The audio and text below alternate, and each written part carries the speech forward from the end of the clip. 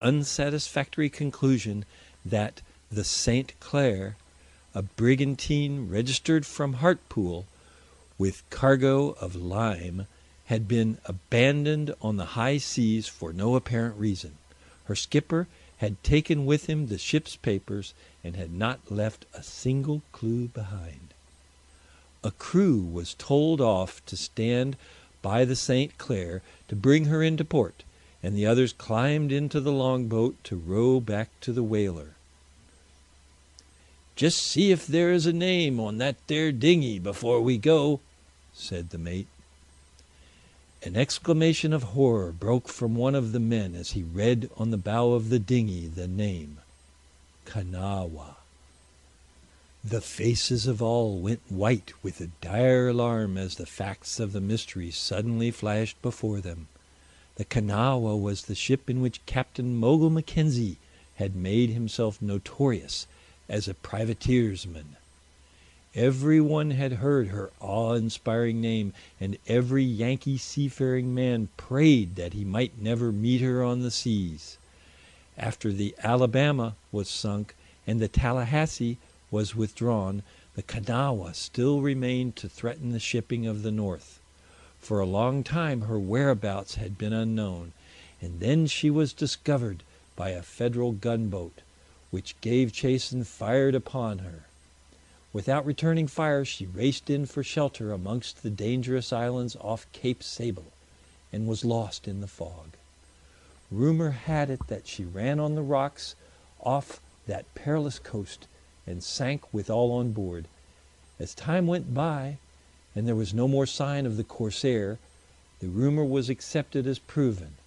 Men began to spin yarns in the forecastle about Mogul Mackenzie, with an interest that was tinged with its former fear.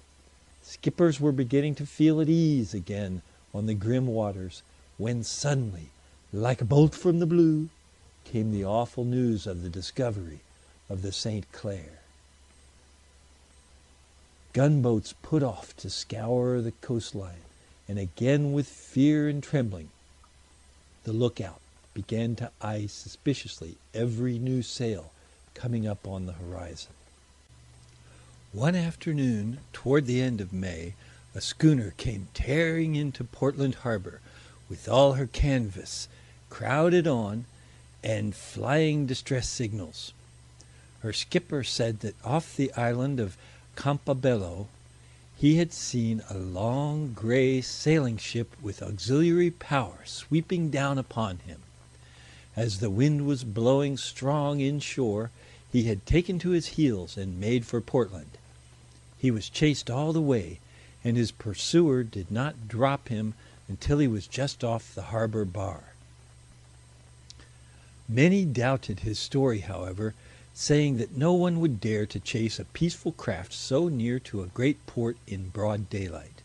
And again it was urged that an auxiliary vessel could easily have overhauled the schooner between Campobello and Portland.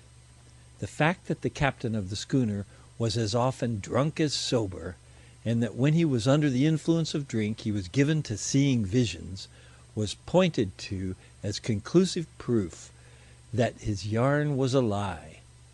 After the New Bedford whaler came into port with the abandoned St. Clair, it was known beyond doubt that the Kanawha was a real menace, but nobody cared to admit that Mogul Mackenzie was as bold as the schooner's report would imply, and hence countless arguments were put forward to allay such fears. But a few days later, the fact that the pirates were still haunting their coast was absolutely corroborated. A coastal packet from Boston arrived at Yarmouth with the news that she had not only sighted Kanawha in the distance, but they had crossed each other's paths so near that the name could be discerned beyond question with a spyglass. She was heading up the Bay of Fundy, and did not pause or pay any heed to the other ship. This news brought with it consternation, and every town and village along the Fundy was now ahum with stories and theories about the pirate ship. The interest, instead of being abated, was augmented as the days went by with no further report. In the public houses and along the quays, it was almost the only topic of conversation.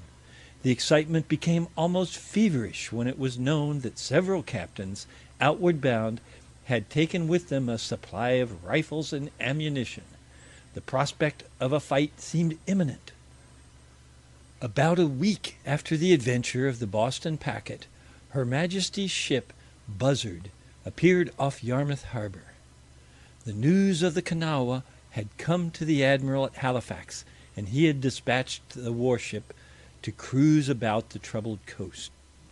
"That'll be the end of old Mogul Mackenzie, now that he's got an English ship on his trail," averred a Canadian as he sat drinking in the Yarmouth Light with a group of seafaring men of various nationalities. "It takes the British jack-tar to put the kibosh on this pirate game. One of them is worth a shipload of Yankees at the business." "Well, don't you crow too loud now," replied a Boston skipper. "I reckon that Nova Scotian booze artist who ran into Portland the other day, scared of his shadow, would not do you fellows much credit." "Yes, but what about your gunboats that have had the job of fixing the Kanawha for the last 3 years and haven't done it yet?" The feelings between Canada and the United States were none too good just after the Civil War, and the Canadian was bound not to lose this opportunity for horseplay. "You're a fine crowd of sea dogs, you are, you fellas from the Boston Tea Party. 3 years after one little half-drowned rat, and haven't got him yet. Wouldn't Sir Francis Drake or Lord Nelson be proud of the record that you long-legged, slab-sided Yankees have made on the sea?" "Shut your mouth, you blue-nosed, down-east herring choker!" roared the Yankee skipper. "I reckon we've given you traitors that tried to stab us in the back a good enough licking. And if any more of your dirty dogs ever come nosing about down south of Mason and Dixon's line, I'll bet they'll soon find out what our record is." "Well, you fools can waste your tongue in wind," said a third man, raising his glass. "But for me, here's good luck to the Buzzard."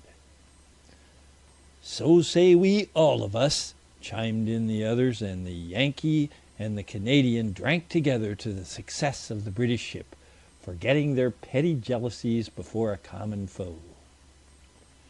Everywhere the news of the arrival of the British ship was hailed with delight. All seemed to agree that her presence assured the speedy extermination of the pirate crew. But after several days of futile cruising about the coast, her commander, to escape from a coming storm, had to put into St. Mary's Bay, with the object of his search still eluding his vigilance.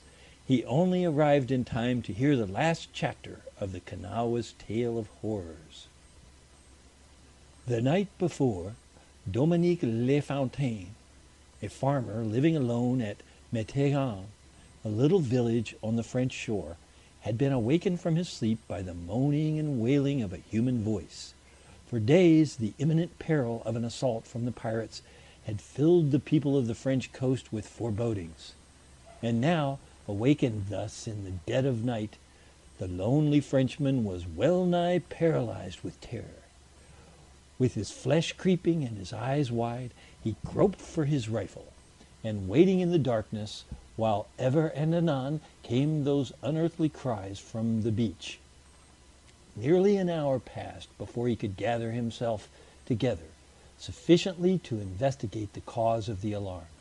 At last, when the piteous wailing had grown weak and intermittent, the instinct of humanity mastered his fears, and he went forth to give a possible succor to the one in need. On the beach, lying prostrate, with the water lapping about his feet, he found a man in the last stage of exhaustion. The blood was flowing from his mouth, and as Dominique turned him over to stanch its flow, he found that his tongue had been cut out, and hence the unearthly wailing which had roused him from his sleep. The beach was deserted by this time, and it was too dark